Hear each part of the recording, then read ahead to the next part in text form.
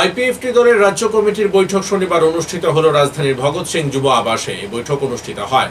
বৈঠকে সভাপতিত্ব করেন দলের রাজ্য কমিটির সভাপতি তথা প্রাক্তন মন্ত্রী প্রেম কুমার রিয়াং। বৈঠকে উপস্থিত ছিলেন দলের অন্যতম সাধারণ সম্পাদক তথা মন্ত্রী শুক্লাচরণ নোয়াতিয়া। এছাড়া উপস্থিত ছিলেন আইপিএফটি দলের রাজ্য কমিটির অন্যান্য নেতৃবৃন্দ এবং বিভিন্ন শাখা সংগঠনের সভাপতি ও সম্পাদকগণ। 2025 সালে এটি আইপিএফটি দলের রাজ্য বৈঠকে বর্তমান এবং আগামী দিনের কর্মসূচি নির্ধারণ করা হবে।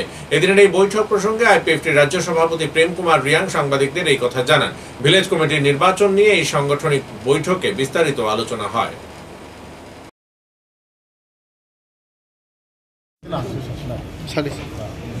নমস্কার মিডিয়া বন্ধুদেরকে। আজকে 24 তারিখ 5 মার্চ 2025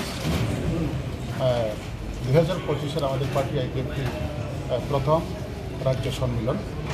তো আমাদের পার্টি প্রত্যেক বছরে একবারই একটা রাজ্য সম্মেলন করি। সেভাবে আজকে আমরা 2025-এর জন্য আমরা পার্টি আইপিএফটিতে প্রস্তুতি নিচ্ছি আজকের তারিখে সম্মেলন।